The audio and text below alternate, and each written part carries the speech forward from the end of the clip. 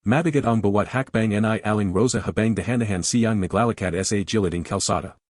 Halos hindi na niya maramdaman ang sakit ng kanyang mga pa dahil mas matindi ang kirat na matagal nang nananirahan sa kanyang puso. Bit-bit niya ang isang lamang bag na kupas na ang kulay. Naroon ang ilang damit na pagmamayari niya, isang lamang larawan ng kanyang mga magulang, at isang maliit na rosaryo na hindi niya kailanman binitawan mula pa nung siya bata. Sa edad na 55 taong gulang, wala na siyang matatawag na tahanan. Ang mga bangkita, waiting shed, at minsan ay ilaliming tulay ang nagsasilbi niyang higan. Sa umaga, naglilibot siya sa palang upang mamulating mga boat at karton na maaari niyang ipagbalay.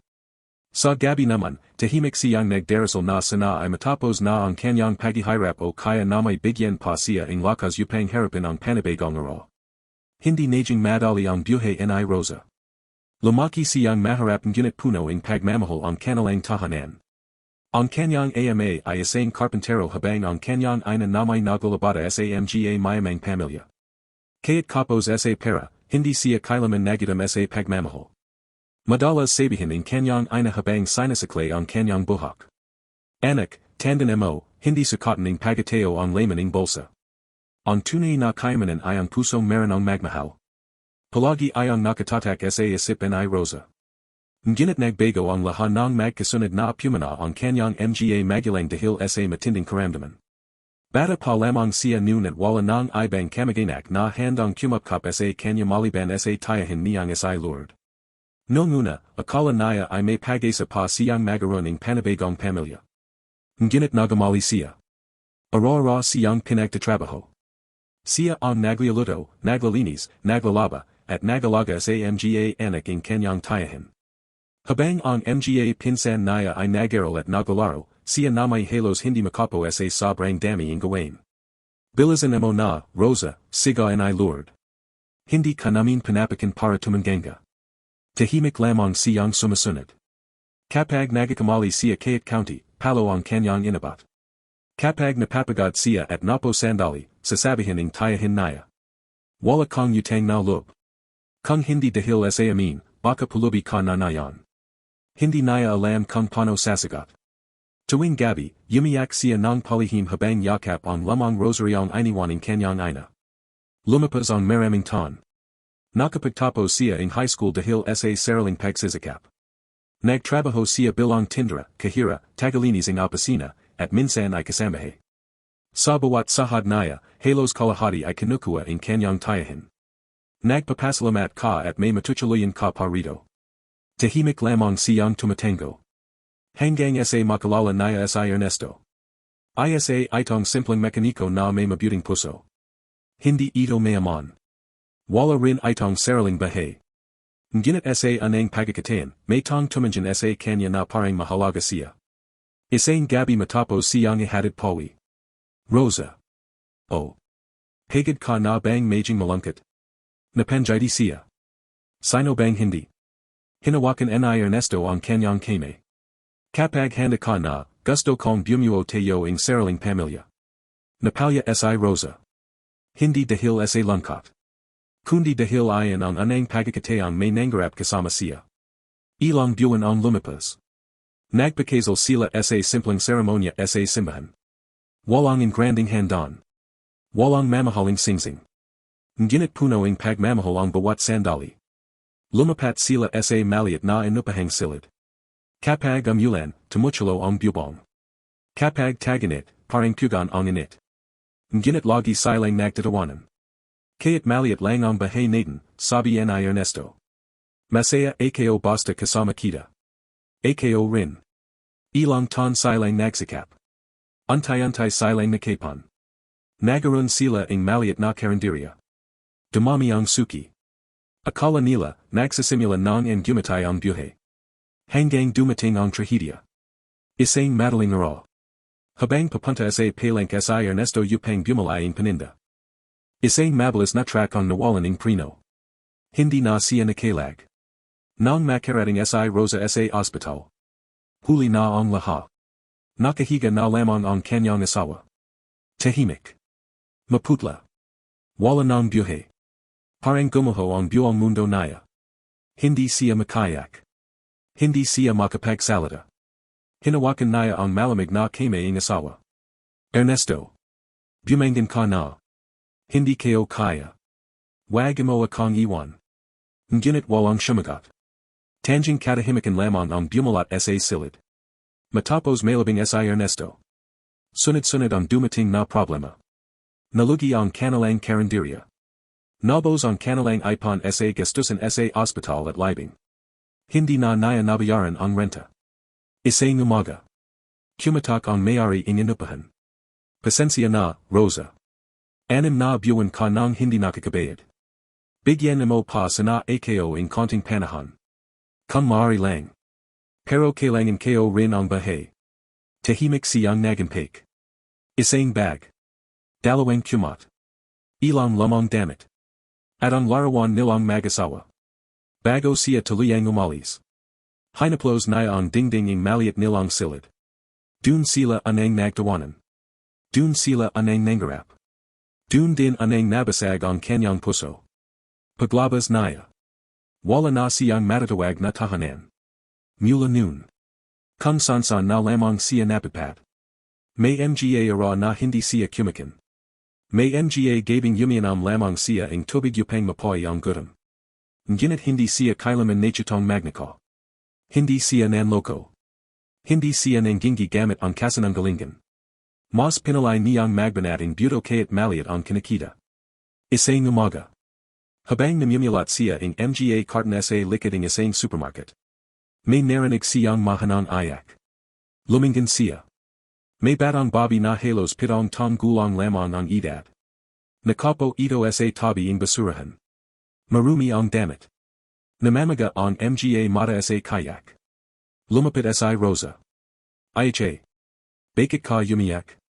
Hindi agad sumagot ang bata. Maya-maya. Gutom pa ako. Napahawak si Rosa sa kanyang bulsa. Tatlumpang piso na lamang ang natatira. Ayon sana ang pambalay niya ang tinapay para sa buong magapan. Tumanjan siya sa bata. Pagkatapos ayon gumatay. Tara. Dun tayo sa tindahan. Binilhan niya ang bata ang mainit na lugar at tinapay. Habang masayang kumakin ang bata. Si Rosa ay umiinom lamang ng libreng tubig. Napansin ayon ang bata. Bakit pa hindi kayo kumakin? Ang gumatay siya. Busog pa ako. Hindi alam ang bata na dalawang ara na pala siyang halos walang laman ang tayan. Makalipas ang ilang minuto. Dumating ang isang babaeng umiyak. Nandito ka pala. Mahigpit nitong nayakap ang bata. Luna. Akala kayo hindi na kita mahahanap. Lumapit ang babi kay Rosa. Kayo pa ba ang tumulong sa anak kayo? Opo. Nagpapasalamat pa ako. Wala pa ayon. Napalya ang babi. Inabutan niya si Rosa ang 5 piso. Pakatanggap pa. Ngunit marahan ayang ibinalikan ni Rosa. Hindi pa. Bakit pa? Hindi ako tumulong para kumita. Nakita kayo lang na gutom ang bata. Sapat na sa akin na ligtas na siya. Lalong napayak ang babi. Hindi niya alam na ang simpleng pagtangi ni Rosa sa pera ay may tong tahimik na nakasaksi. Sa kabilang bahagi ng kalsada. May isang matandang lalaki na nakapo sa lobing item na sasakyan. Tahimik nitong pinagmamasdan ang lahat ng nangyari. Nakita niya kung paano ay binigay ni Rosa ang huli nitong pera. Nakita niyang hindi ito tumanggap ng anumang kapalit. Ang gumatay ang matanda habang marahang ibinaba ang salamin ng sasakyan.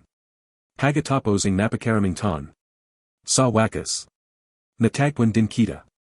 Hindi alam ni Rosa na ang simpleng kabutihang ginawa niya sa ara na ayon ang magiging simula ang pinakamalaking pagbabagang hindi niya kailaman inakalang mangyari sa kanyang buhay, kinabukasan, tulad ng nakasanayan, nagising si Rosa bago pa sumikat ang araw. Ang malamig na simoy ang hangin ang nagsilbing alarm clock niya. Dahan-dahan siyang bumangan mula sa carton na pinagpatungan niya sa ilalim ng isang lamang waiting shed. Maingat niyang tinapay ang manipis na kumat na halos hindi na makapagbigay ng init. Sanay na siyang walang unanimous, walang malambat na higin, at walang kisaming magpoprotekta sa kanya kapag amulan. Tahimik niyang hinawakan ang lamang rosaryo. Maraming salamat, Panjanun, mahina niyang bulong. Isa na namang ara ang ipinagalob ninyo sa akin. Hindi ko alam kung ano ang naghihintay, pero alam kong hindi ninyo ako pababayan. Tumayo siya at inayos ang kanyang lumang bag.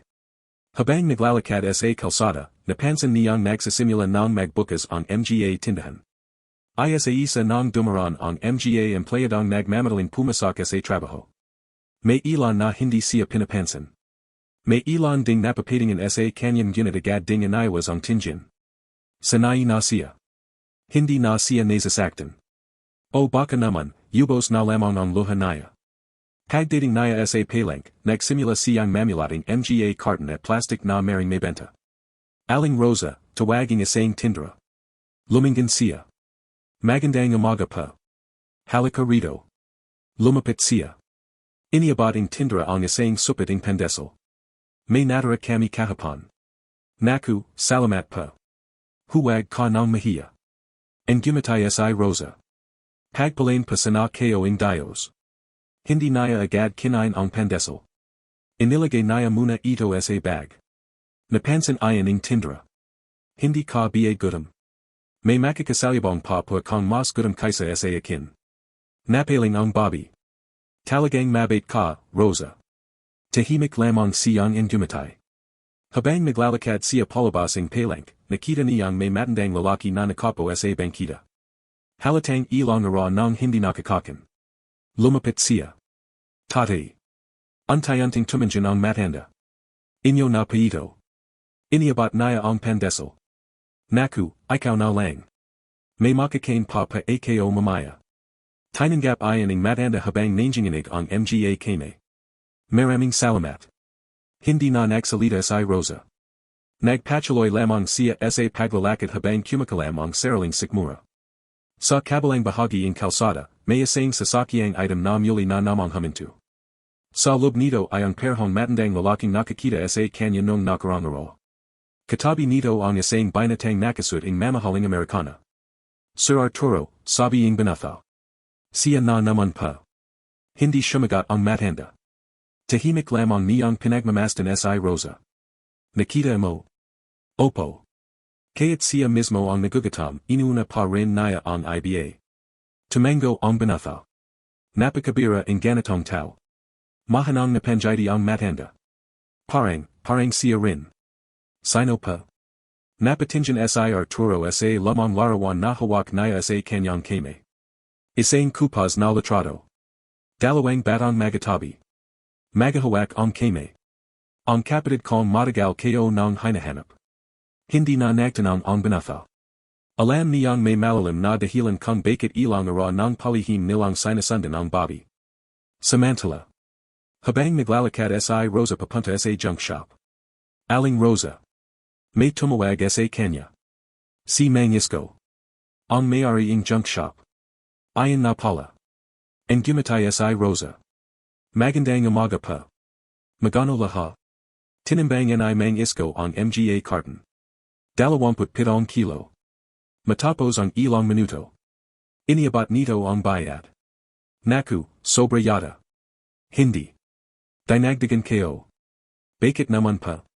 Tingnan mo na ang sarili mo. Halos butot balat ka na. Napaling si Rosa. Hindi pamari. Bayad lang pa sa totoong timbang. Rosa. Huwag ka nang tumangi. Ngunit muli niyang ibinalik ang sobrang pera. Sapat na po ang tama. Napakamating yulo si Mang Isko. Hindi talaga kita maintindihan. Gumatay lamang siya. Habang naglalakad palayo. Napabantang hininga ang matanda. Kung lahaing tao katulad mo. Hindi siguro ganito kagulo ang mundo. Lumapas ang magapon. Halos 50 piso lamang ang kinita niya. Sapat lang ayon upang makabili ng isang pakiting instant noodles. Habang naglalakad siya papunta sa pampublikang park. May narinig siyang sigawan. Magmana ka. Harangan ninyo. Napalingan siya. May isang binatalyang tumatakbo habang may hawak na tinapay. Hinahabol ito ang gwardiya. Nang madapa ang bata. Nahilog ang tinapay. Humahangos na lumapit ang gwardiya. Huli ka. Biglang tumayo si Rosa. Tika lang. Lumapit siya. Kuya. Bata lang siya. Magnana ka pa rin. Napatinjan si Rosa sa binatilyo. Bakit mo ginawa? Umiyak itong sumagot. Hindi pa ako kumakin. May sakit ang bunso kong kapatid. Wala na pa kaming magulang. Tahimik na napayuko si Rosa. Hinagot niya ang lahaing parang kanita niya. Ito pa. Ako na ang magbabayad. Nagulat ang guardia. Nane. Huwag na. Kasalanan niya. And gumatay si Rosa. Minsan. Ang gudamang nagtutulak sa tao na magamali. Huwag na panating dagdagan ang bigat na pasan niya. Tinanggaping guardia ang bayad. Pagkatapos ay umalis. Napayak ang bata. Bakit pa ninyo ako tinulungan? Hinawakan ni Rosa ang balikat nito. Kapag lumaki ka. Huwag mong kalilimutang may tong nanawala siyo. Tumango ang bata habang umiyak. Pangako pa. Mula sa hindi kalayuan. Tahimik na kinakunan ng litrato ng isang lalaki ang lahaing nangyari. Hindi niya alam na isa pala itong mamamahayag. Kinabukasan. May lumabas na artikulo sa lokal na pahayagan. Walang Tirahang Babae, mas pinaling tumulong kaysa isipin ang sarili. Marami ang nantig. Marami ang humanga. Ngunit hindi ayon nabasa ni Rosa. Hindi siya marunong gumamit ng cellphone. Wala rin siyang pambalayang diaryo. Patuloy lamang siya sa simpleng pamamahay. Samantala. Sa isang napakalawak na lamang mansyon sa labas ng lungsod. Tahimik na nakapo si Arturo sa kanyang siladaklatan. Punong-puno ayon ng lamang libro at mamahaling kasangkapan. Ngunit sa kabila ng napakalaking bahay. Kapansan-pansan ang katahimikan. Para bang walang buhay ang bawat sulok. Pumasok ang kanyang abogado. Sir. Tapos na po ang ipanapahanap ninyo. Tumango si Arturo. Ano ang nalaman mo? Inimbestigahan namin ang buhay ni Rosa. Iniabading abogado ang isang makapal na folder. Ay sa isang binaklat ayon ni Arturo. Nandun ang buong buhay ni Rosa. Ang pagamatay ng kanyang mga magulang. Ang pagmamalupit ng tayahin. Ang pagamatay ng asawa. Ang pagawala ng kanyang tahanan. Ang pagiging palaboy. Maya-maya ay napapikit ang matanda. May tumulong luha sa kanyang mga mata. Napakarami na pala niyang pinagdanan. Opo. Pero wala kaming nakatang kahit isang reklamo laban sa kanya. Wala rin kaming nakatang recording pandaraya. Ni isang keso. Tahimik na napanjidi si Arturo. Kachalad niya. Sino pa? Mahabang katahimikan. Pagkatapos ay inalabas ni Arturo ang isang lamang layam na halos dalawa na ang papel. Naalala mo ba ang sinabi ko sa'yo? May hinahanap akong tao sa lobing halos apat na pangtan. Opo. Sa tinjin ko. Natagpuan ko na. Napakunat ang noo ng abogado. Sigurado pa ba ko? Tumayo si Arturo. Lumapit siya sa malaking bintana ng mansyon. Pinagmasdan niya ang napakalawak na bakuran. Ang mga panong itinanim pa ng kanyang ama. Ang Lumang Bahay na puno ng alaala. Mahina niyang sinabi. Panahon na. Panahon ng tupran ko ang ipinanggako ko sa aking ina. Sa mismong sandaling ayon, may isang katulong ang kumatak sa pinchuan.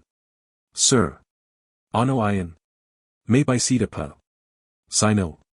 Ang pamilya pa ninyo. Agad nagbago ang ekspresyon ni Arturo. Pumasok ang tatlong lalaki at dalawang babae na po ang mamahalan ng sut. Mga pamangkin niya. Ngunit sa halip na magmano o mangumusta, isa lamang ang kanilang tanong. Tito. Kailan ninyo pa ipapamana sa amin ang bahay at negosyo? Napabantang hininga si Arturo. Tahimik niyang isinara ang folder ni Rosa. Habang nakatinjan sa kanyang mga mapagimbat na kamag-anak, isang desisyon ang tuluyan ng nabuo sa kanyang isip, isang desisyong hindi kailanman inasahan ng sinuman at siyang magsisimulang magpabago sa kapalaran ng isang babaeng matagal ng nawalan ng pag-asa. Tahimik ang buong silid habang isa-isang napo ang mga pamangkin ni Arturo sa mamahaling sofa. Halatang sanay na silang pumasok sa mansyon na tila sila na ang tunay na may-ari nito. Ang ilan ay nakatinjan sa mga mamahaling pinta sa dingding, habang ang iba naman ay palihim na nagbabulungan. Napakatagal naman yata ni Tito. Matanda na siya. Siguro panahon na para ayasin na ang mana. Hindi nila alam na malinaw na naririnig ni Arturo ang bawat salitang kanilang binibitawan. Hindi na siya nagulat. Sa lubing maraming taon, palajulit niya nang narinig ang mga ganitong usapan. Ngunit sa bawat pagkakataon, lalo lamang niyang napapatunayan na hindi sila interesado sa kanya. Ang mahalaga lamang sa kanila ay ang kanyang kayamanan. Lumapit si Arturo sa kanila. Ano ang sadya ninyo? Agad ang gumatay si Victor, ang pinakamatandang pamangkin. Tito, nag-alala lang kami sa inyo. Talaga ba? Opo. Matanda na pa kayo.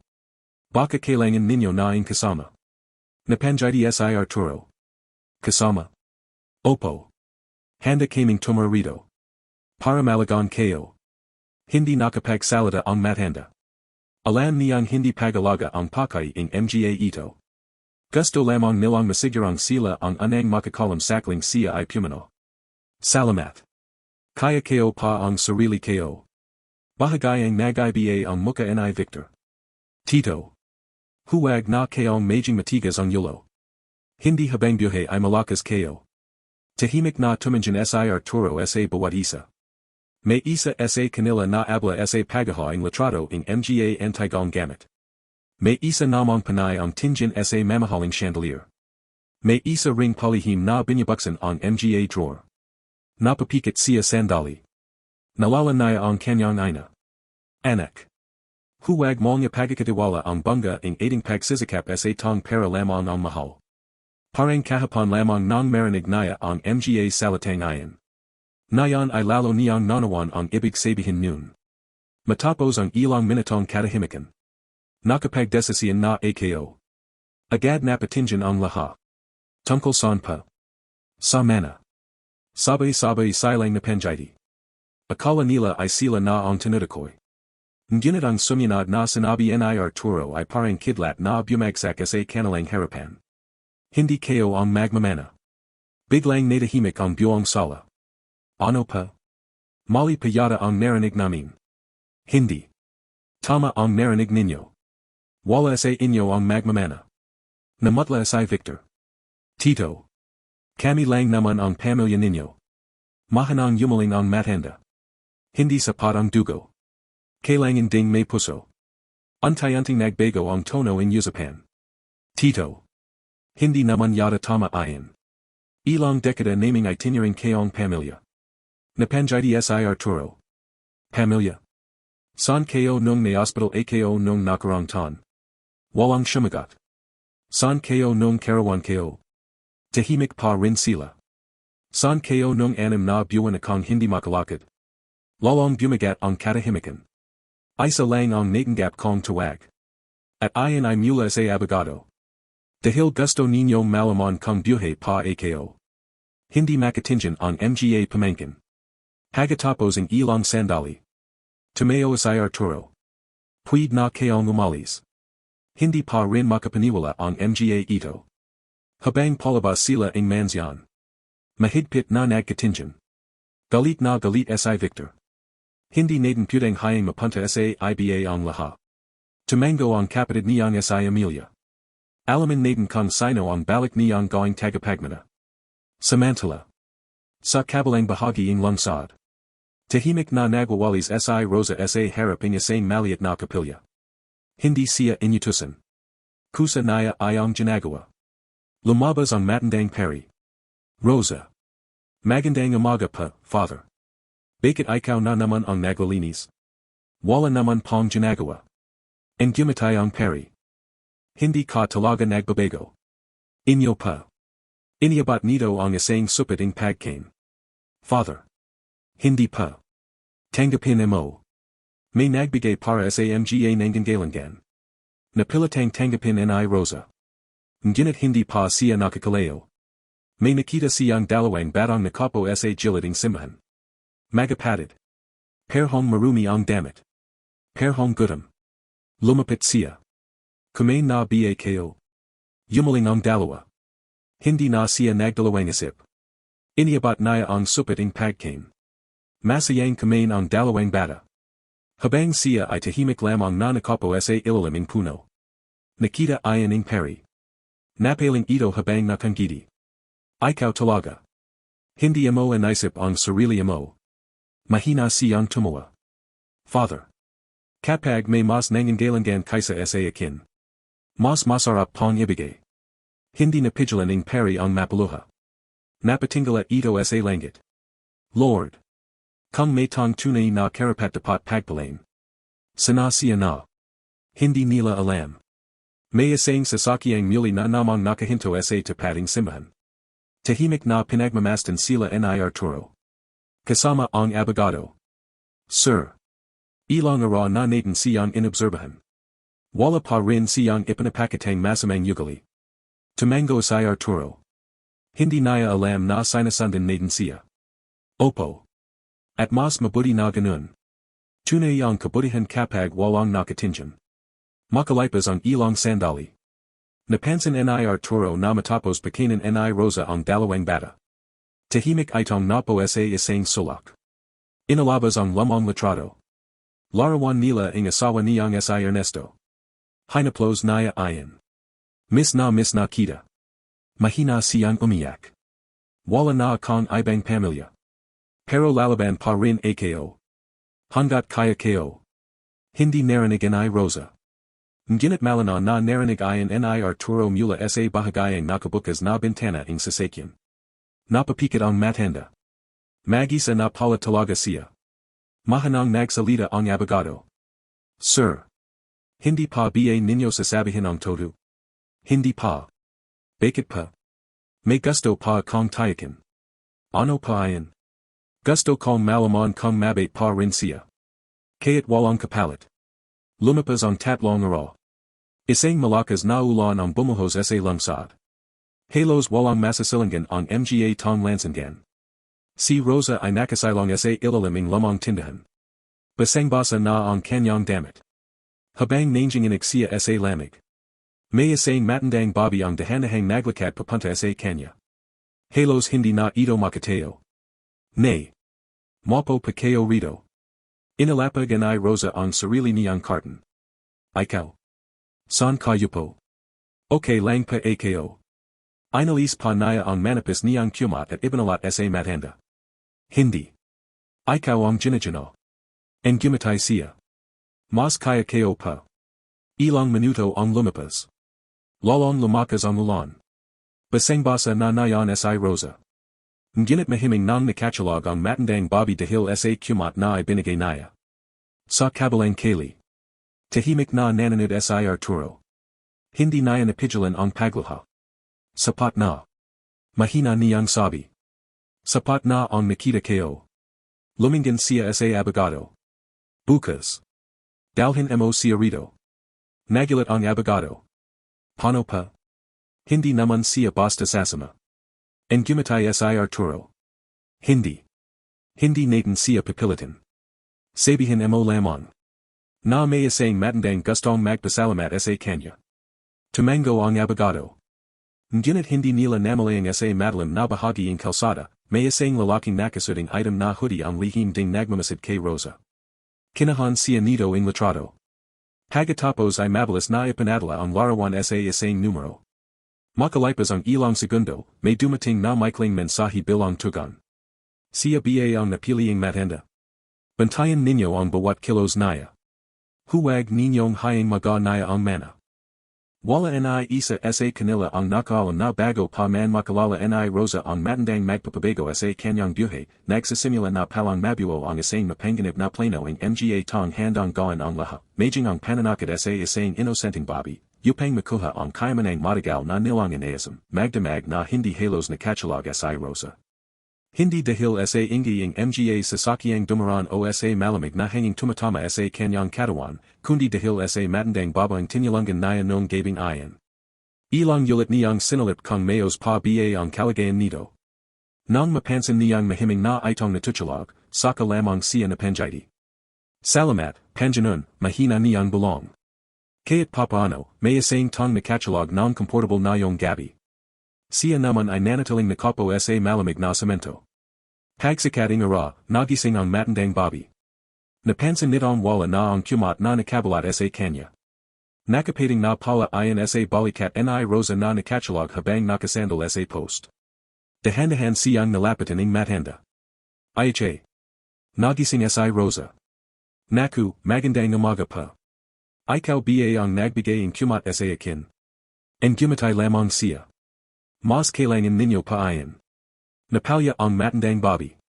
Wala akong may bibigay sa'yo. Yumaling si Rosa. Nabawi kayo na pa. Paano? And gumatay kayo.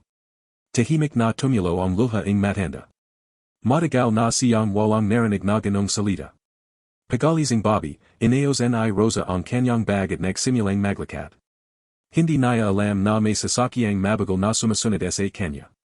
Sa loob nito ay ang abogado ni Arturo. Paulit-ulit niyang inisip ang sinabi ng kanyang amo. Huwag mo siyang takutin. Huwag mo ring iparamdam na mayaman ako. Dalhin mo lang siya rito kung papayag siya. Huminga ng malalim ang abogado. Hindi niya alam kung paano lalapitan ang isang tang ilang beses ng naloko ng buhay. Samantala. Si Rosa ay duman sa isang maliit na karinderya. Huminto siya.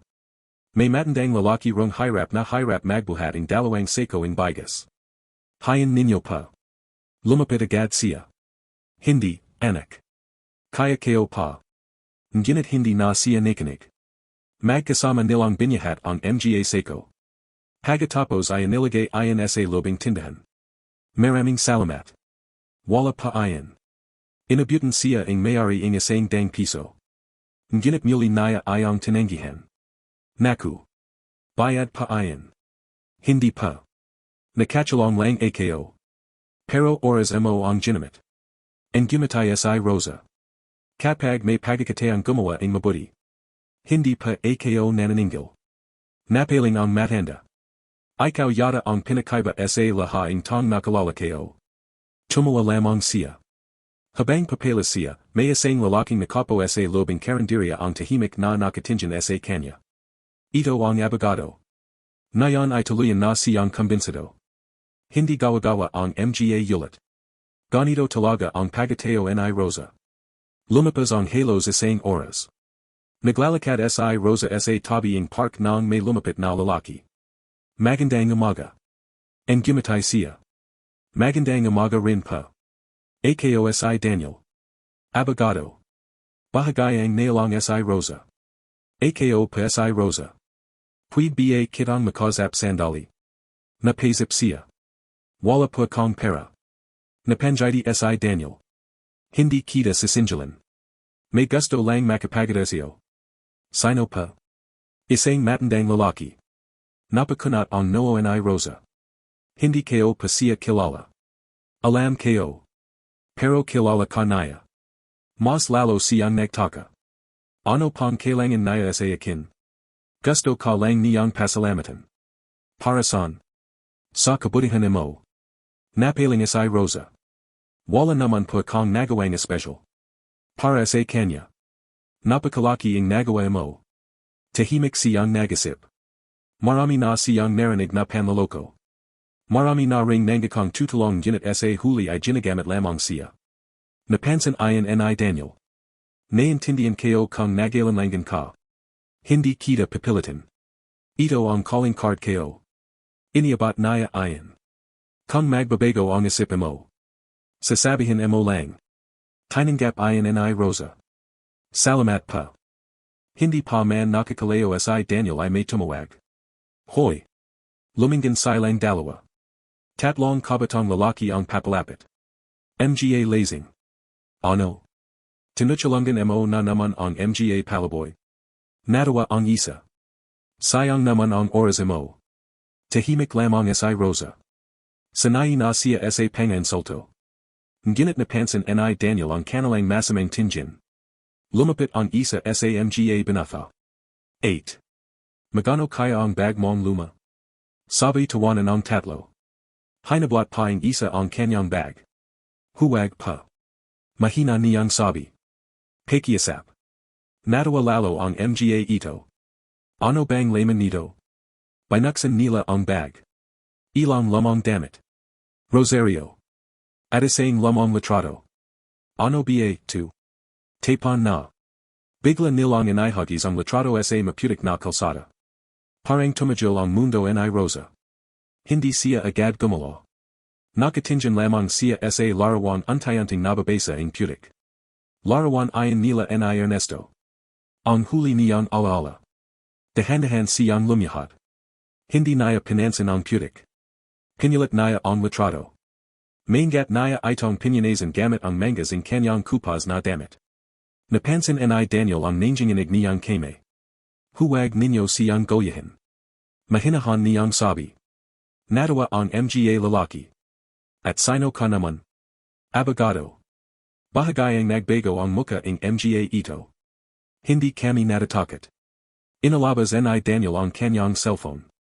Tatawag ako ng pulis. Nagkatinjan ang tatlo. Mabilis silang tumakbo paleo.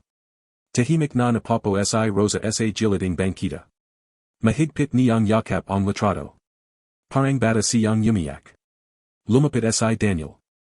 Okay ka lang ba? Tumango siyan ginit patuloy ang pagpataking luha. Ito na lang ang natatira sa asawa ko. Mahina niyang sabi. Kaya pala. Napabantang hininga ang abogado. Mas lalo niyang nanawan ang pinagdanan ng babaeng ito. Makalipas ang ilang minuto. Tara. Saan pa? Ipapakilala kita. Tahimik siyang tumanjan sa larawan ni Ernesto. Parang may bumabilong sa kanyang puso. Magtiwala ka. Huminga siya ng malalim. Sige pa. Ilang sandali ang lumipas. Huminto ang sasakyan sa harap ng isang napakalaking Lumang Bahay. Halos matakpan na ito ang matatandang puno. May mga bahagi ang bakod na tinubuan na ang Beijing. Ngunit kaya't luma na ang disanayo nito, kitang-kita pa rin ang dating karangian. Napahinto si Rosa. Hindi yata tayo dapat nandito. Nandito talaga. Pero. Baka mapagalitan ako. And gumatay si Daniel. Hindi. Ikaw ang hinihintay. Dahan-dahan silang pumasok sa bakuran. Habang naglalakad si Rosa, pakiramdam niya ay may kakabang katahimikan sa lugar. Parang maraming alaala ang nakabayan sa bawat puno at bawat bato. Pagdating nila sa malaking pintuan. Unti-unti itong bumukas. Lumabas ang isang matandang lalaki. Nakasuting simpleng puting polo. May tungkod. Ngunit matalas pa rin ang kanyang mga mata. Pagkakita pa lamang niya kay Rosa ay tila nanlambat ang kanyang mga tuhod. Halos mayak siya. Mahina niyang binigkas ang isang panggalang matagal nang hindi naririnig. Rosita. Nagulat si Rosa. Napakunat ang kanyang noo. Pasensya na pa. Rosa lang po ang pangalan ko. Hindi sumagot ang matanda. Sa halip, tumulo ang kanyang mga luha. Dahan-dahan siyang lumapit. Hindi niya inalis ang tingin sa muka ni Rosa. Parang may matagal na niyang hinahanap na nayon lamang natagpuan. Habang nagaguluhan si Rosa, may isang pairs ng matang lihim na nakamasad mula sa labas ng bakod. Si Victor. Kasama ang dalawa niyang tauhan. Mahigpit niyang kinyam ang kameo nang makita niyang nakapasok si Rosa sa lobing mansyon. Siya na. Galit niyang sabi. Siya ang gustong ipalit ni Tito sa atin. Lumapit ang isa niyang tauhan. Boss. Ano ang gagawin natin? Hindi inalis ni Victor ang tingin sa Lumang Bahay. Mabagal siyang gumatay, ngunit ang jiting ayon ay puno ng panganib. Kung hindi siya mawawala sa eksena. Hindi mapipunta sa atin ang lahat. Sa lobing mansyon, wala pang kamali-malay si Rosa na ang simpleng pagpasok niya sa Lumang Bahay ay hindi lamang magbukas ang lihim na magpapabago sa kanyang buhay, ito rin ang magiging simula ang pinakamapanganib na laban na haharapin niya laban sa mga tong handang sirain ang kanyang buhay alunggalang sa isang napakalaking mana. Hindi pa rin makapaniwala si Rosa sa mga nangyari. Nakapo siya sa isang lamang sala na puno ng mga antigong kasangkapan. Sa bawat sulaking bahay ay may mga larawan ng mga tong hindi niya kilala. Ang kisame ay metas, ang mga bintana ay yari sa makukulay na salamin, at ang bawat pareso ng kasangkapan ay tila may sariling kwento. Ngunit sa kabila ng karangian ng mansyon, ang kanyang pansin ay nakatuan lamang sa matandang lalaking nakapo sa kanyang harapan. Tahimik itong nakatingin sa kanya. Parang ay nitong kumarap. Parang natatakot na baka bigla siyang mawala. Nalang si Rosa. May mali pa ba sa mukha ko? Napanjiti ang matanda habang mabilis na pinyanazan ang kanyang mga mata. Wala. Pasensya ka na. Matagal lang kitang hininte. Napakunat ang noo ni Rosa. Hininte. Opo. Tumango ang matanda. Napakaraming tan. Bago kita nakita. Tahimik na napatinjan si Daniel sa kanyang amo. Alam niyang darating din ang sandaling ito. Ngunit maging siya ay kinakabahan. Huminga ng malalim si Arturo. Ako si Arturo. Maraming salamat sa pagpunta mo rito. And gumatay si Rosa. Ako pa ang dapat magpasalamat. Akala ko pa kasi ay may problema. Wala. May gusto lang akong malaman. Ano pa ayan? Puwid ko bang makita ang rosaryo mo? Nagulat si Rosa. Dahan-dahan niyang inalabas ang lamang rosaryo mula sa kanyang bag. Halatang kupas na ito. May ilang bahagi na halos mapigtas na. Ngunit malinaw na inalagaan ito sa lobing napakaraming tan. Pagkakita pa lamang ni Arturo rito ay agad siyang napalya. Nanginginig niyang hinawakan ang rosaryo. Hindi maring. Mahina niyang bulong. Hindi maring nagatain lang. Napatinjan si Rosa. Bakit pa? Imbis na shumagat, tuminjan si Arturo kay Daniel. Dalhin mo rito ang kahan. Agad tumayo ang abogado. Makalipas ang ilang sandali ay bumalik siyang may dawang maliit na kahong kahoy. Maingat itong binuksan ni Arturo. Sa loob ay may isa pang rosaryo. Halos magapariho ang dalawa. Perhong kulay. Perhong disanayo. Perhong may maliit na bituin na nakakit sa cross. Napateo si Rosa. Hindi maaari. Mahina niyang sabi. Pareho. Tumango si Arturo. Magaperaha talaga. Ipanagawa ayan ang aking ina. Dalawang pareso lamang. Isa para sa akin. Isa para sa aking nakababatang kapatid na Bobby. Napatinjan si Rosa. Kapatid. Tumulo ang luha ng matanda. Rosita. Anim na tong gulang pa lamang siya ng maala. Tahimik ang buong silid. Pakiramdam ni Rosa ay bumibilis ang tibak ng kanyang puso. Hindi niya alam kung bakit. May kung anong pamilyar sa mga salitang naririnig niya. Ilang ton kaming magkasama. Isang araw. Nazunog ang Lumang Bahay ang aming pamilya. Nagagulo. Nahiwalay kami. Lahat ay nanawalang namatay siya. Huminto si Arturo. Pero hindi ako naniwala. Arara ko siyang hinanap.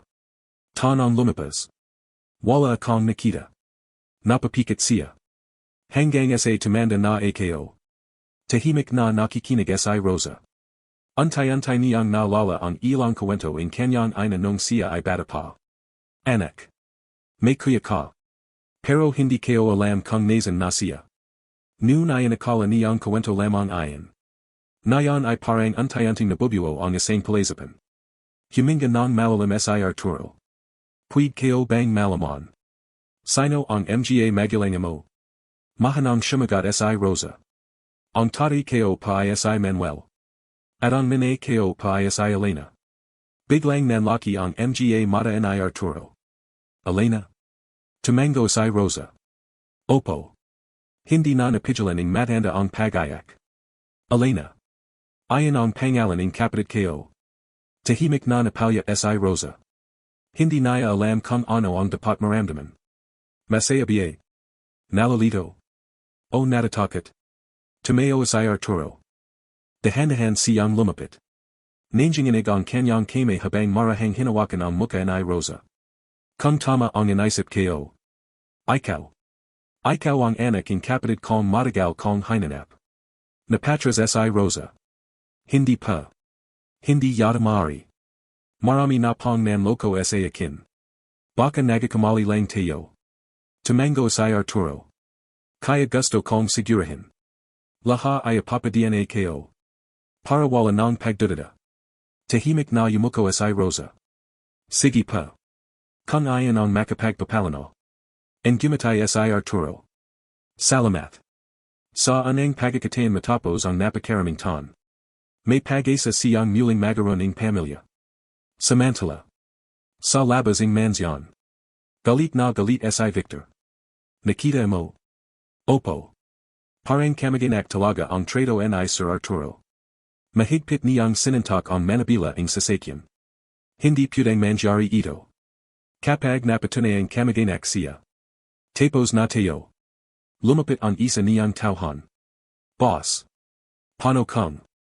Huwag mong sabihin. Napanjasay si Victor. Minsan.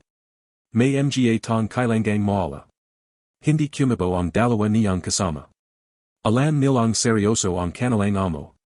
Samantala. Matapos ang ilang oras na pagyusap. Inihatid ni Daniel si Rosa sa labas ng mansyon. Pasensya na. Marami kong nalaman na yan. Mahina siyang gumatay. Hanggang na yan. Hindi kayo pa rin alam kung panaginip ba ito. Tumango si Daniel. Natural lang. Nalalito ka. Hindi lang nalalito. Natatakot din. Bakit? Paano kung malipala? Paano kung umesa ako? Tapos wala pala. Napanjidi ang abogado. Kilala mo ba kung bakit pinalay ka ni Sir Arturo? Yumaling si Rosa. Dahil sa puso mo. Hindi dahil sa dugo. Napatingin siya kay Daniel. Kaya't hindi ka naya kamaganak. Sabi naya, karapatapat ka pa ring magaron ng tahanan. Hindi napigilan ni Rosa ang mapaluha. Matagal na niyang gustong marinig ang salitang iyan. Tahanan. Isang salitang halos nakalimutan na naya. Pag-uwi naya sa waiting shed na dati niyang tinatuluyan. Tahimik siyang napo. Tinitingnan ang kalangitan. Ernesto. Mahina niyang bulong. Kung nandito ka sana. Hindi kayo alam ang gagawin. Humanjin ng marahan. Napanjidi siya. Parang naramdaman niyang kasama pa rin siya in kanyang asawa. Makalipas ang ilang minuto. May batang lumapit. 8 Rosa. Luna. And gumatay ang batang minsan niyang pinakain. Inanyayahan pa kayo ni mama. Bakit? Kakain da pa kayo sa bahay. Napaling si Rosa. Huwag na. May pagkain na pa ako. Ngunit hinawakan ng bata ang kanyang kame. Sabi ni mama. Huwag da pa kayong tumangi. Napanjidi si Rosa. Sige. Hindi naya alam na habang papunta siya sa bahay ng magina, may motorsiklong tahimik na sumusunod sa kanya. Dalawang lalaking nakasuot ng helmet. Hindi sila lumalapit. Hindi rin lumalampas. Sapat lamang ang layo upang hindi mahalata. Pagdating sa isang madalim na kali. Huminto ang motorsiklo. Nagyusap ang dalawang lalaki. Siya na ba? Tumango ang isa. Komprimado. Inutusan tayo ni boss.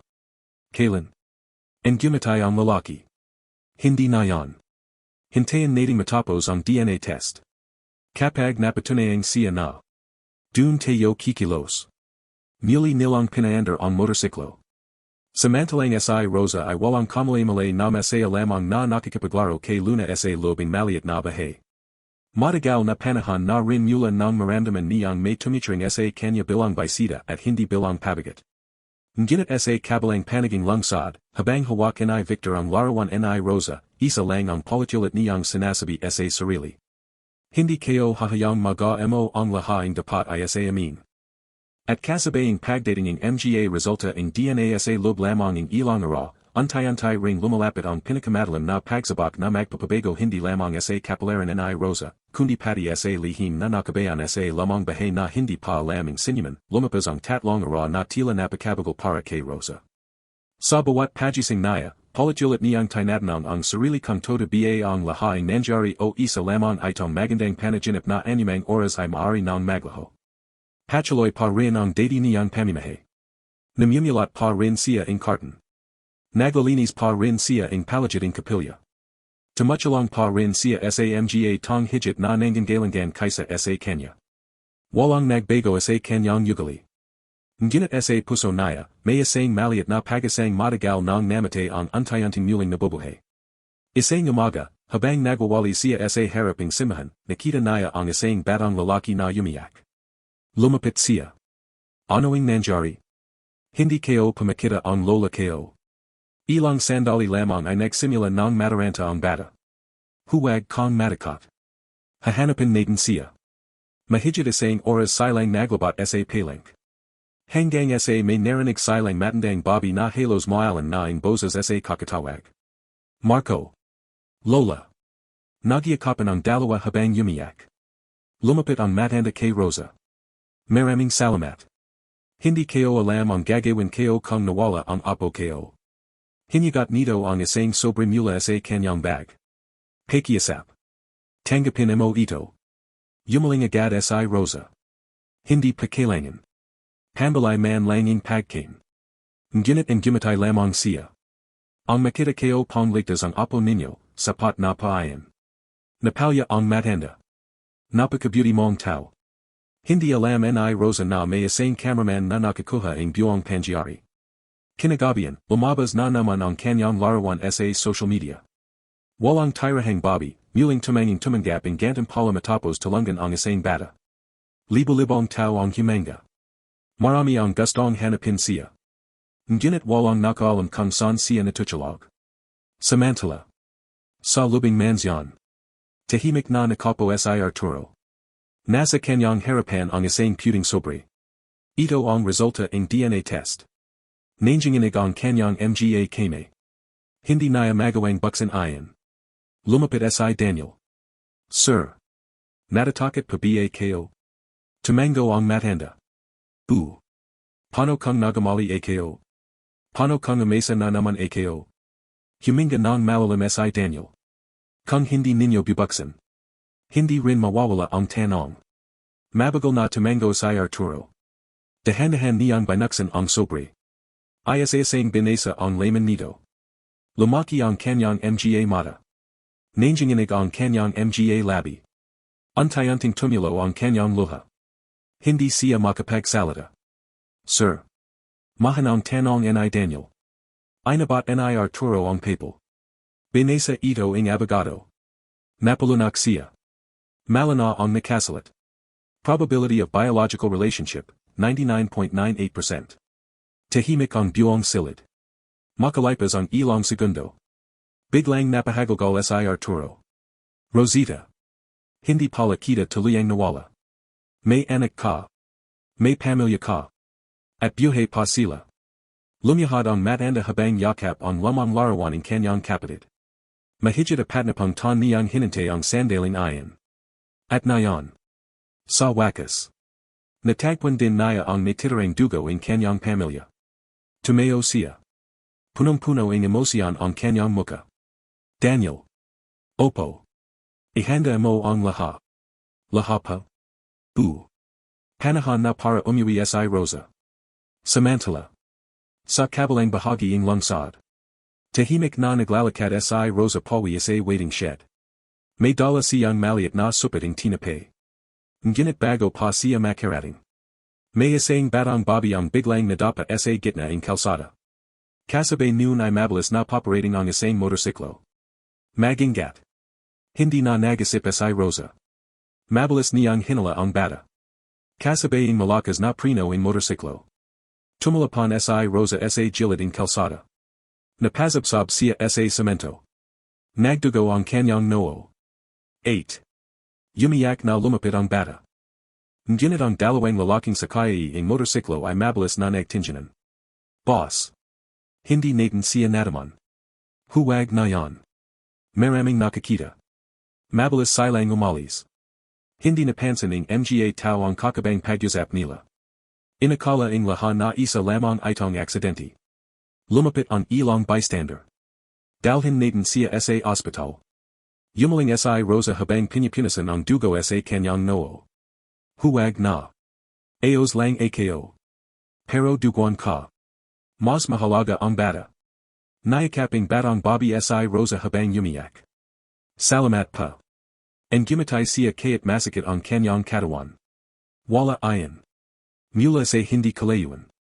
Tahimik na kanunan ng litrato ng isa sa mga tauhan ni Victor ang pangyayari. Agad naya itong ipanadala. Makalipas ang ilang segundo. May dumating na mensahe. Napakaraming saksi. Magintay pa. Kinabukasan. Magang dumating si Daniel sa waiting shed. Nakita niyang tahimik na natutulog si Rosa. Hindi naya napigilang malungkot. Isang babaeng may ganong kabuting puso. Dito lamang natutulog. Marahan naya itong ginising. Rosa. Nagising siya. Attorney. May magandang balita ako. Napapo siya. Ano paayan? En gumatay si Daniel. Handa ka na bang makalala ang tunay mong pamilya? Hindi agad nakamik si Rosa. Parang tumajil ang kanyang paginga. Ano pang ibig ninyong sabihin? Kompromado na. Ikaw ang pamangkin ni Sir Arturo. Napatakip siya sa kanyang bibig. Unti-unting pumatak ang kanyang mga luha. Hindi. Hindi pamaring. Totu. May pamilya ka. Hindi ka nag-isa. Hindi na napigilan ni Rosa ang umiyak. Sa lubing maraming taon. Akala naya. Wala nang magmamahal sa kanya. Wala nang tatanggap sa kanya. Ngayon. May tang naghihintay pala sa kanya. Habang papunta sila sa mansyon. Hindi naya mapigilang hawakan ang lamang larawaning kanyang mga magulang. Ini. Itay. May natira pa pala tayong pamilya. Pagdating nila sa mansyon. Hindi na nakapagpagil si Arturo. Pagbukas pa lamang ang pintuan. Agad niyang nayakap si Rosa. Mahigpit. Parang ayaw na niyang pakawalan. Napayak silang dalawa. Wala ka nang ibang machitulagan. Mahina niyang sabi. Umuwi ka na. Ang bahay na ito. Bahaya mo rin. Hindi makapagsalita si Rosa. Habang umiyak siya sa balikating kanyang tayuhan. Hindi naya namalayang sa ikalawang palapaging mansyon ay may isang matandang kasamahay na tahimik ding umiyak. Amo. Mahina nitong bulong. Natapad din ang hiling ninyo.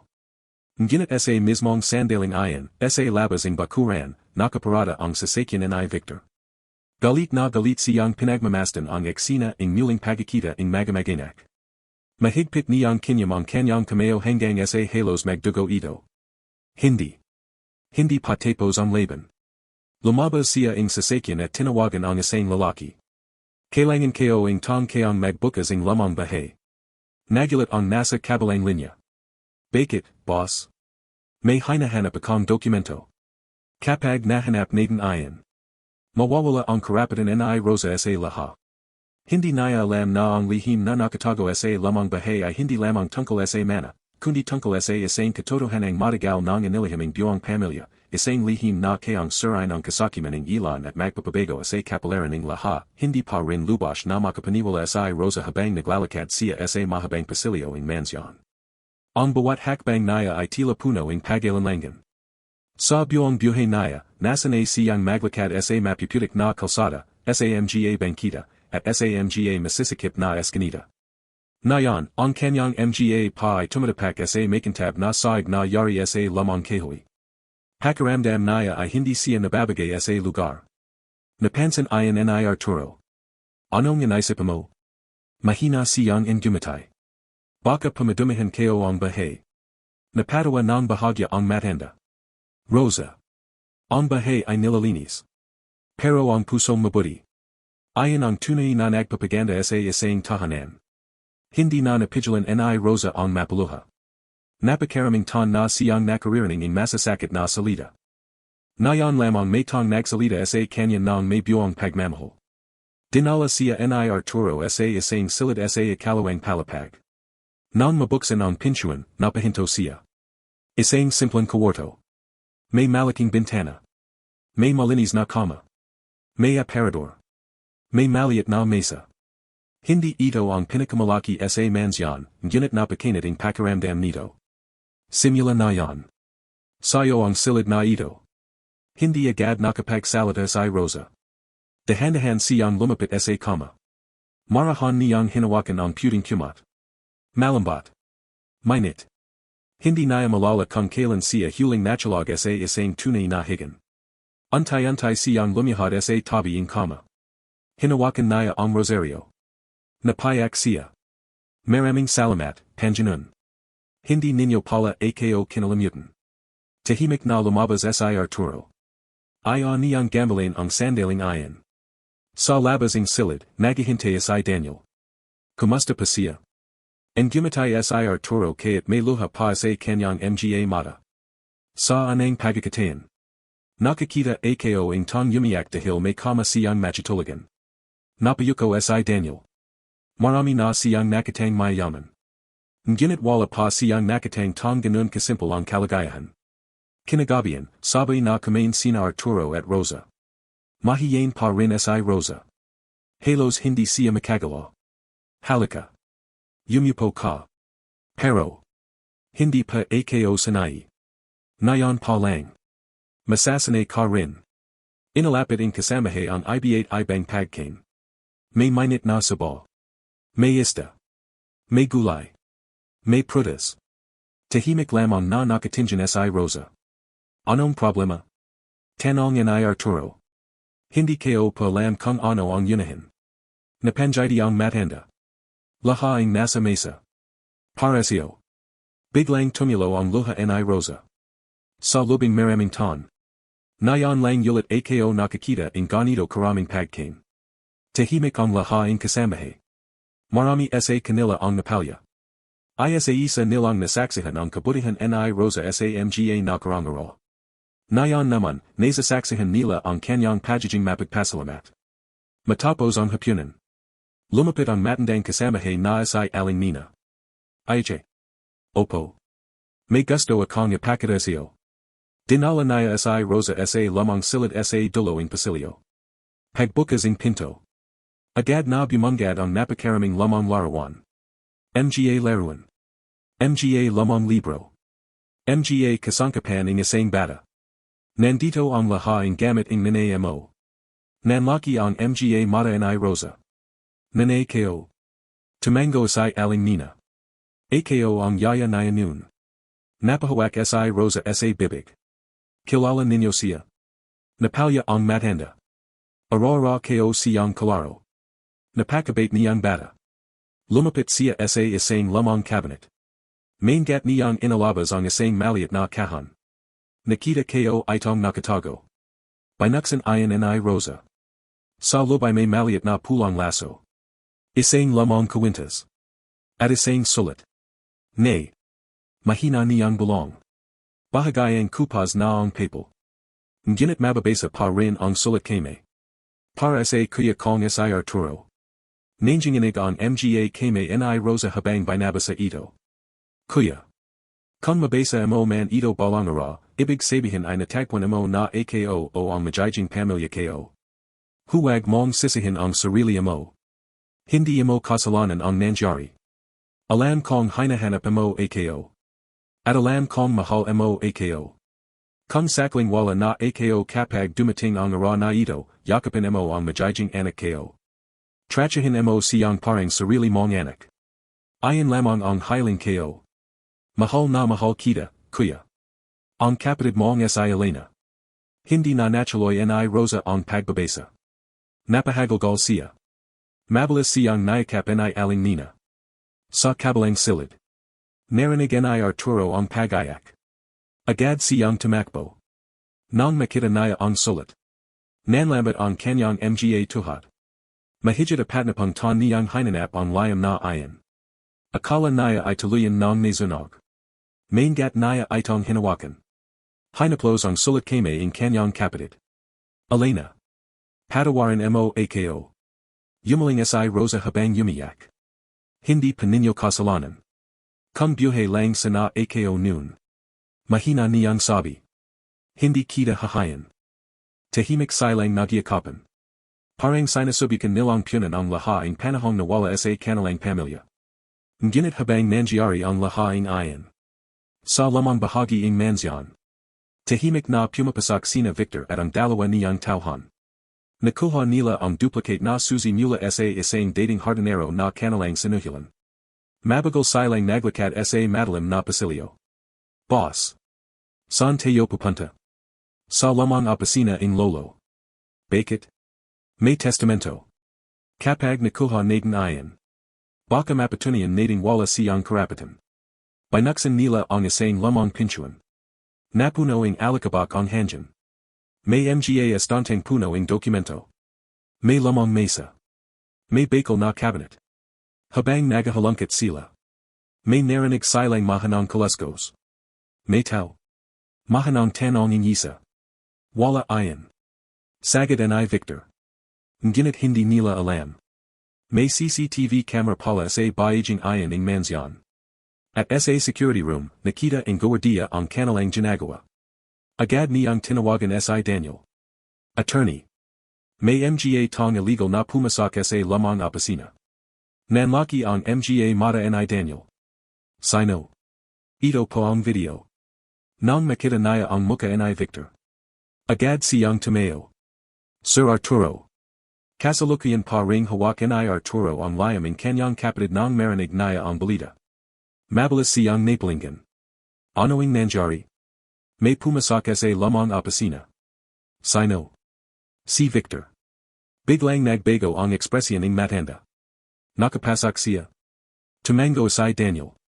Mabilis na naglakad si Arturo patungo sa Lumang Bahay. Kasunod sina Rosa at ang mga gwardiya. Ngunit pagdating nila roon. Bukas na ang bakal na cabinet. Nagalat ang mga dokumento sa sahig. At wala na sina Victor. Sa gitna ng magulong silid, may isang lamang kahan na naiwan. Dahan-dahang lumapit si Rosa at binuksan Iyan. Sa loob ay may lamang mapa ng mansyon. At isang sulat na may nakasulat sa harapan. Para lamang sa tunay na tagapagmana ng bahay na ito. Nagkatingan sina Arturo at Rosa. Pareho nilang alam na ang lihim na matagal nang nakatago sa Lumang Bahay ay nagsisimulan ng mabuksan. Ngunit hindi pa nila alam na ang dokumentong ninaka ni Victor ilang minuto ang nakalipas ay merong gamitin upang baluktatin ang katotohanan, sirain ang pangalan ni Rosa, at ilagay sa panganib ang pamanang ipanaglaban ng kanilang pamilya sa lobing maraming dekada, tahimik ang buong mansyon matapos ang nangyari sa lamang opisina. Wala ni isa ang nagsasalita. Ang tanging marinig ay ang mahanang pagyugong lamang orasan sa pasilyo at ang malalim na paginga ni Arturo habang nakatitig sa bakal na cabinet na sa pilitang binuksan. Napapikit siya. Huli na tayo. Mahina niyang sabi. Lumapit si Daniel. Hindi pa. May naiwan silang kahan. Tumango si Arturo. At maring Iyan ang mas mahalaga. Maingat niyang kinaha ang lamang kahan na binuksan ni Rosa. Makapal ang alikabok na bumulat dito, tanda na maraming ton na itong hindi nagagawa. Unti-unti niya itong inilapag sa mesa. Tahimik na nakapalagid sina Rosa, Daniel, Aling Nina, at ang dalawang matandang kasamahay na halos apat na pang ton nang nagsasilbi sa pamilya. Parang lahat sila ay naghihintay ang sagot sa napakaraming tanong. Huminga ng malalim si Arturo. Binuksan niya ang kahan. Sa loob ay may isang lamang susi. May ilang kupas na larawan. May isang maliit na kahong bakal. At isang sobre na nakasilyo pa rin. Nakasulat sa harapan ang mga salitang. Buksan lamang kapag ang pamilya ay muling nagasama. Nanginginig ang mga kame ni Arturo. Ang sulat ni ama. Mahina niyang bulong. Napalya si Aling Nina. Akala ko pa. Nazunog na rin Iyan. Marahang binuksan ni Arturo ang sobre. Luman-luma na ang papel. Ngunit malana pa rin ang sulat kame. Ayasa isa niyang binasa. Sa aking mga anak. Kung binabasa ninyo ito, ibig sabihin ay nagawa na ninyong hanapin ang isa't isa. Ang pinakamahalagang pamana na iwan ko ay hindi ang bahay. Hindi ang lupa. Hindi ang pera. Kundi ang pamilya. Unti-unting tumulo ang luha ni Arturo. Nagpatuloy siya. Kung sakaling maala ang isa sa inyo, huwag kayong titigil sa paghahanap. Dahil kapag nagawa takwatak ang pamilya. Mawawala rin ang tunay na halaga ng lahat ng aming pinagirapan. Napayuko si Rosa. Pakiramdam niya ay kinakausap din siya ng kanyang lolo kaya't hindi niya ito nakalala. Ipinagpatuloy ni Arturo ang pagbabasa. Sa ilaliming lamang puno ng acacia sa likading bahay. May nakatago akong maliit na silid. Nandun ang tunay na kasaysayan ng ating pamilya. At ang huling hablan ko. Natigilan ang lahat. Lamang silid. Tanong ni Daniel. Tumango si Aling Nina. Nalala ko. Nung bata pa si Sir Arturo. May ipanapagawang maliit na lagusan ang kanilang ama. Pero hindi na namin ayon muling nakita. Napatingan si Arturo sa lamang susi. Marahil. Ito ang susi rune. Samantala. Sa kabilang bahagi ng lungsod. Nasa lobing pribadong opisina si Victor. Galit niyang ay binagsak sa mesa ang mga dokumentong ninakon nila. Ito na ba lahat? Tumango ang isa niyang tauhan. Opo. Isa saying binaklat ni Victor ang mga papel. Mga lamang resibo. Mga titulo. Mga kasalatan. Ngunit wala ang hinahanap niya. Wala.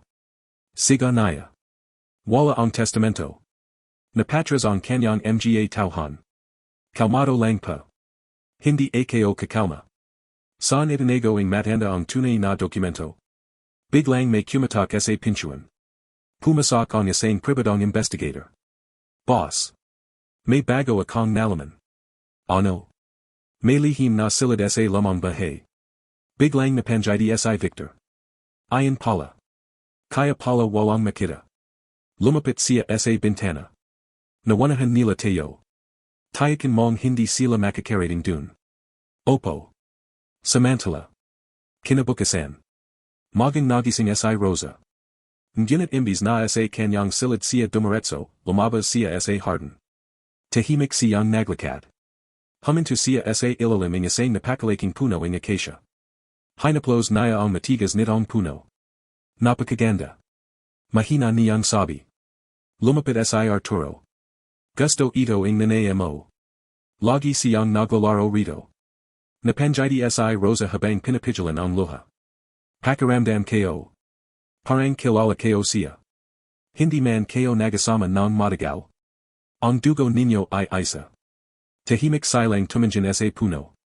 Maya-maya. Lumapit si Daniel. Nadala ko na pa ang mga tao. May apat na manggagawa. May dala silang mga kagamitan. Sinimulan nilang surian ang palagiding puno. Halos dalawang oras silang nagake. Ngunit wala silang makita. Hanggang sa may narinig ang isang manggagawa. Sir. Parang may bakal parito. Agad silang lumapit. Unti-unti nilang inalis ang lupa. At lumita ang isang lamang bakal na pinto. Halos natabunan na ito ang panahon. Napasinghap si aling nina. Tota na. Nanginginig ang kame ni Arturo habang inalabas ang lamang susi. Marahan niya itong ipinasak sa kandado. Isang malakas na tunog. Click. Unti-unting bumukas ang pinto. Lumabas ang malamig na hangin mula sa ilalim ng lupa. Madalim ang lagusan. May lamang hagdan. Nagtinginan ang lahat. Handa na ba tayo? Tanong ni Daniel. Tumango si Arturo. Sabay-sabay tayong bababa. Dahan-dahan silang bumaba. Bawat hakbang ay puno ng kaba. Habang lumalalim sila. Mas lumalamig ang hangin. Hanggang sa marating nila ang isang maliit na silid. Punong-puno ito ng mga lamang cabinet. May mga larawan. May lamang piano. May estante ng mga aklat. At sa gitna. May isang malaking baul. Maingat nila itong binuksan. Sa loob ay may dos-dos ng photo album. Mga diary. At isang makapal na sobre. Nakasulat dito. Huling habulan. Tahimik na binuksan ni Arturo ang sobre. Nagsimula siyang magbasa. Unti-unting namuo ang luha sa kanyang mga mata. Hindi siya makapagsalita. Ano pa? Mahanang tanong ni Rosa. Inabat ni Arturo ang papel kay Daniel. Binasa ito ng abogado. Nanlaki ang kanyang mga mata. Sir. Hindi pa ito tungkol sa mana. Lahaing Ariarian. Ay matagal ng ipananggalan sa Family Foundation. Nagulat ang laha. Ibig sabihin. Mahina niyang sabi. Hindi maring angkanin ninyaman ang kayamanan para sa sarili. Tumango si Daniel. Nakasa dito. Ang sinyamang magiging tagapangasawa ang foundation ay dapat maglingkod sa mahirap. At hindi maring ibenta ang Lumang Bahay. Napapo si Arturo. Bigla niyang nanawan ang tunay na layunin ng kanyang ama. Hindi para yumaman ang pamilya. Kundi para makachalong sa mas maraming tao. Tahimik na tumingin si Rosa sa palagid. May nakita siyang isang lamang diary. Binuksan niya ito. Laking gulat niya nang mabasa ang unang pahina. Ang bahay na ito ay itinaya upang maging tahanan ng mga nawalan ng tahanan. Napahawak siya sa kanyang dibdib. Parang may tumama sa kanyang puso. Isang babang minsang nachalog sa bangkita. Nayon ay nakateo sa isang bahay na itineo pala upang maging tahanan ng mga katulad naya. Ngunit sa mismong sandaling iyon.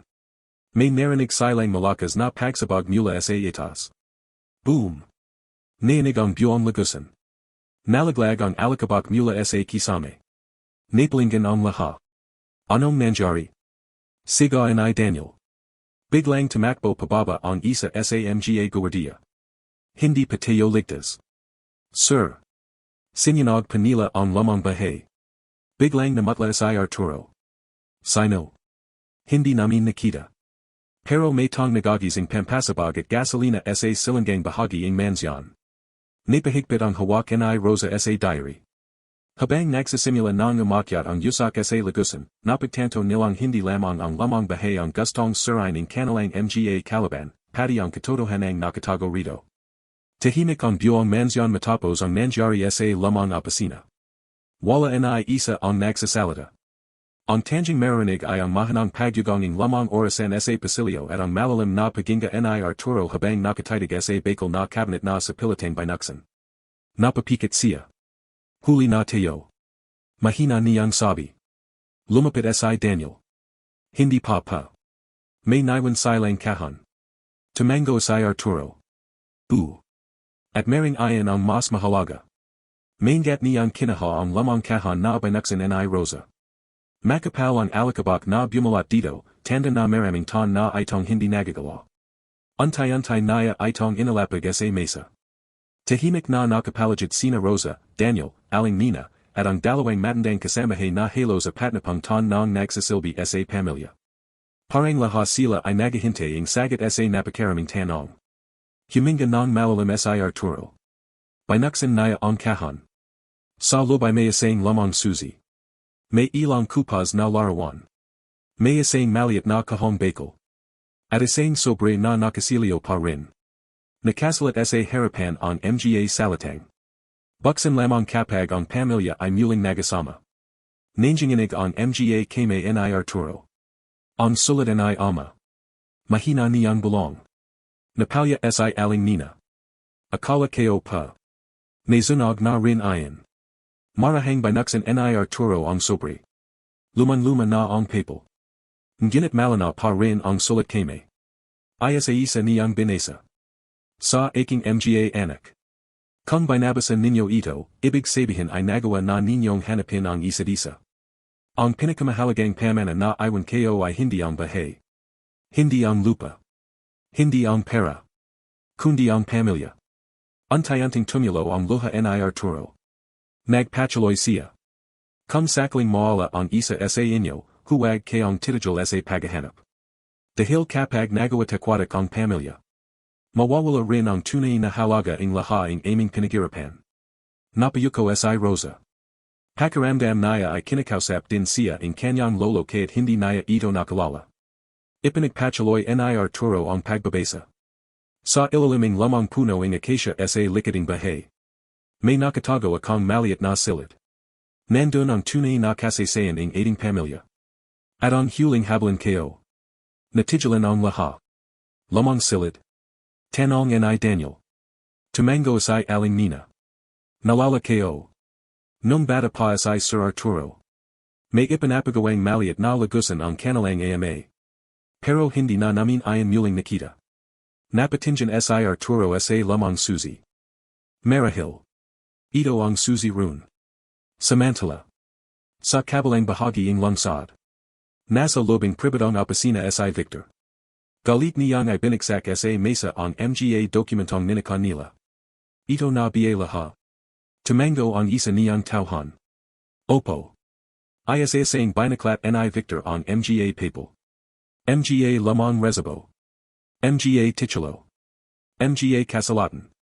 Ngunit wala ang hinahanap naya. Wala. Siga naya. Wala ang testamento. Napatras ang kanyang mga tauhan. Kalmado lang pa. Hindi ako kakalma. Saan itinago ang matanda ang tunay na dokumento? Biglang may kumatok sa pinchuan. Pumasok ang isang pribadong investigator. Boss. May bago akong nalaman. Ano? May lihim na silid sa Lumang Bahay. Biglang napanjidi si Victor. Ayan pala. Kaya pala walang makita. Lumapit siya sa bintana. Nawanahan nila tayo. Tayakin mong hindi sila makakarating dun. Opo. Samantala. Kinabukasan. Magang nagising si Rosa. Ngunit imbis na sa kanyang silid siya dumiretso, lumabas siya sa hardin. Tahimik siyang naglakad. Huminto siya sa ilalim ng isang napakalaking puno ng acacia. Hinaplos niya ang matigas nitong puno. Napakaganda. Mahina niyang sabi. Lumapit si Arturo. Gusto ito ng nanay mo. Lagi siyang naglalaro rito. Napanjidi si Rosa habang pinapigilan ang luha. Pakiramdam ko. Parang kilala ko siya. Hindi man kayo nagasama ng matagal. Ang dugo ninyo ay isa. Tahimik silang tumingin sa puno. Maya-maya. Lumapit si Daniel. Nadala ko na pa ang mga tao. May apat na manggagawa. May dala silang mga kagamitan. Sinimulan nilang surian ang palagiding puno. Halos dalawang oras silang nagake. Ngunit wala silang makita. Hanggang sa may narinig ang isang manggagawa. Sir. Parang may bakal parito. Agad silang lumapit. Unti-unti nilang inalis ang lupa. At lumita ang isang lamang bakal na pinto. Halos natabunan na ito ang panahon. Napasinghap si aling Nina. Tota na. Nanginginig ang kame ni Arturo habang inalabas ang lamang susi. Marahan niya itong ipinasak sa kandado. Isang malakas na tunog. Click. Unti-unting bumukas ang pinto. Lumabas ang malamig na hangin mula sa ilalim ng lupa. Madalim ang lagusan. May lamang hagdan. Nagtinginan ang lahat. Handa na ba tayo? Tanong ni Daniel. Tumango si Arturo. Sabay-sabay tayong bababa. Dahan-dahan silang bumaba. Bawat hakbang ay puno ng kaba. Habang lumalalim sila. Mas lumalamig ang hangin. Hanggang sa marating nila ang isang maliit na silid. Punong-puno ito ng mga lamang cabinet. May mga larawan. May lamang piano. May estante ng mga aklat. At sa gitna. May isang malaking baul. Maingat nila itong binuksan. Sa loob ay may dos-dos ng photo album. Mga diary. At isang makapal na sobre. Nakasulat dito. Huling habulan. Tahimik na binuksan ni Arturo ang sobre. Nagsimula siyang magbasa. Unti-unting namuo ang luha sa kanyang mga mata. Hindi siya makapagsalita. Ano pa? Mahanang tanong ni Rosa. Inabat ni Arturo ang papel kay Daniel. Binasa ito ng abogado. Nanlaki ang kanyang mga mata. Sir. Hindi pa ito tungkol sa mana. Laha ang Ariarian. Ay matagal ng ipananggalan sa Family Foundation. Nagulat ang laha. Ibig sabihin. Mahina niyang sabi. Hindi maring angkanan ninyaman ang kayamanan para sa sarili. Tumango si Daniel. Nakasad dito. Ang sinyamang magiging tagapanggasawa ang foundation ay dapat maglingkod sa mahihirap. At hindi maring ibenta ang Lumang Bahay. Napapo si Arturo. Bigla niyang nanawan ang tunay na layunin ng kanyang ama. Hindi para yumaman ang pamilya. Kundi para makachalong sa mas maraming tao. Tahimik na tumingin si Rosa sa palagid. May nakita siyang isang lamang diary. Binuksan niya ito. Laking gulat niya nang mabasa ang unang pahina. Ang bahay na ito ay itinaya upang maging tahanan ng mga nawalan ng tahanan. Napahawak siya sa kanyang dibdib. Parang may tumama sa kanyang puso. Isang babang minsang natulog sa bangkita. Nayon ay nakatayo sa isang bahay na itinayo pala upang maging tahanan ng mga katulad niya. Ngunit sa mismong sandaling ayan. May narinig silang malakas na pagsabog mula sa itas. Boom! Nainig ang buong lagusan. Nalaglag ang alikabok mula sa kisame. Napalingan ang lahat. Anong nangyari? Sigaw ni Daniel. Biglang tumakbo pababa ang isa sa mga guardia. Hindi pa tayo ligtas. Sir. Sinyanog pa nila ang Lumang Bahay. Biglang namutla si Arturo. Sino? Hindi namin nakita. Pero may tong nagagising pampasabog at gasolina sa silangang bahagi ng mansyon. Napahigpit ang hawak ni Rosa sa diary. Habang nagsisimula ng umakyat ang yusak sa lagusan, napagtanto nilang hindi lamang ang Lumang Bahay ang gustong sirain ng kanilang mga kalaban, pati ang katotohanang nakatago rito. At habang unti-unting lumalakas ang apoy sa itaas, kinailangan nilang pumulay sa pagitan ng pagligtas sa mahahalagang dokumento ng pamilya o pagligtas sa sarili nilang mga buhay, yumalinggonga ang sigawan sa lobing lihim na silid. Sunog. Bilisan ninyo. Unti-unting kumapul ang yusak na pumapasak sa lagusan. Ang malamig na hangin na kanina lamang ay nagbibigay ng kakabang katahimikan ay napalitan ng nakapapasong init. Mahigpit na hinawakan ni Rosa ang lumang diary. Tio. Kailangan na nating umalis. Ngunit hindi gumala si Arturo. Nakatitig lamang siya sa baul. Naroon ang mga lihim ng kanyang ama. Ang mga larawan ng kanyang kapatid. Ang buong kasaysayan ng kanilang pamilya. Kung matutupak ang lahaing ayan, mawawala ang huling alaala ng mga tong pinakamamahal naya. Napansin ayan ni Rosa. Lumapit siya. Tio. Tingnan ninyo ako. Dahan-dahang napatingin si Arturo. Walang dokumento ang mas mahalaga kaysa sa buhay ninyo. Napalya ang matanda. Pero. Hindi ko na sila mababalik. Hinawakan ni Rosa ang kanyang dalawang kamay. Hindi na. Pero kung may mangyari sa inyo na yan. Mawawala rin ang natatira kong pamilya. Natahimik si Arturo. Sa anang pagkakataon matapos ang maraming taon, may tang natatakot na mawala siya hindi dahil sa kanyang kayamanan, kundi dahil mahalaga siya bilang tao. Tumulo ang kanyang mga luha. Tama ka. Lumapit si Daniel. Sir. May isa pa pang lagusan sa likod. Napalinggan ang lahat. Isa mga guwardiya ang nakakita ng maliit na pinchuang bakal na halos natatakpan ng lamang cabinet. Mabilis nila itong binuksan. Isa itong makatid na lagusan na papunta sa likod ng hardin. Isa sang lumabas ang lahat. Pagakyat nila sa ibaba ng lupa, bumangad sa kanila ang nakapanjang jilabat na tanawin. Nilalaman na ang apoy ang silangang bahagi ng mansyon. Nagkakagulo ang mga kasambahay. May mga bumbarong poperating. May mga kapitbahay na nagdadala ang timba ang tubig. Apo. Sigaw ni aling nina nang makita niyang ligtas si Rosa. Nayakap niya ito ng mahigpit. Samantala, sa kabilang dulowing bakuran, tahimik na nakatayo si Victor. Nakasut siya ang item na sombrero upang hindi makalala. Ngunit nang makita niyang nakalabas ng buhay sina Arturo at Rosa, biglang nagbago ang kanyang muka. Hindi maaari. Mahina niyang sabi. Ligtas sila. Lumapit ang isa niyang tauhan. Boss. Umalis na tayo. Tumango si Victor. Ngunit bago siya tuluyang makalis, may isang guwardiya ang nakapansin sa kanyang sasakyan. Sir. Ayan ang kotse. Agad na tumakbo ang dalawang guwardiya. Mabilis na pinaandar ni Victor ang sasakyan. Nagsimula ang habulan. Samantala, mabilis na naapula ang mga bumbaro ang apoy. Malaki ang pinsala sa isang bahagi ng mansyon. Ngunit naligtas ang pangunahing gusali. Lumapit ang pinuno ng mga bumbaro kay Arturo. Mabuti na lang at mabilis kayong nakalabas. Tumango ang matanda. Maraming salamat. Habang pinagmamasdan ni Rosa ang nasunog na bahagi ng bahay, napalya siya. Tio. Pasensya na. Bakit? Simula nang dumating ako. Sunod-sunod na ang problema. And gumatay si Arturo. Rosa. Hindi ikaw ang problema. Ikaw ang bayang dumating sa bahay na ito. Mahigpit niya itong nayakap. Kinabukasan.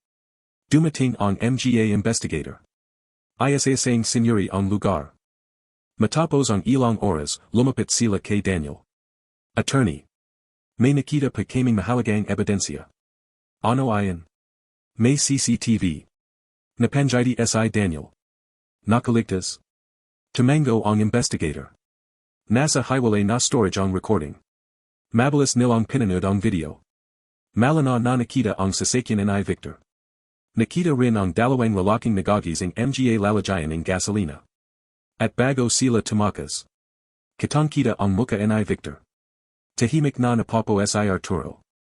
Hindi ko inakalang. Abot siya sa ganito. Makalipas ang dalawang araw. Inaresto asay Victor at ang kanyang dalawang tauhan. Sa lubing himpilan. Galit siyang nakatingin kay Rosa. Kasalanan mo ito. Tahimik lamang siyang tumingin. Hindi. Kasakiman mo ang dahilan kung bakit ka narito. Hindi na nakasagad asay Victor. Ibinaling niya ang tingin kay Arturo. Tito. Patawarin ninyo ako. Tahimik ang matanda. Pagaran ng ilang sandali. Patawad. Ibinibigay ko. Pero ang batas. Kailangang sumunod sa batas. Ibinalik ni Victor ang kanyang yulo. Alam niyang tapos na ang lahat. Lumipas ang ilang linggo. Unti-unting naos ang mansyon. Ngunit may malaking pagbabago. Hindi na ito nanatiling pribadong tahanan. Tinupad ni Arturo ang huling hablan ng kanyang ama. Sa tulong nina Rosa at Daniel, binuksan nila ang malaking bahagi ng bahay para sa mga tong walang mataran. Mga matatandang inabandona. Mga batang yulala. Mga inang walang masalungan. Isa silang tinanggap sa bahay.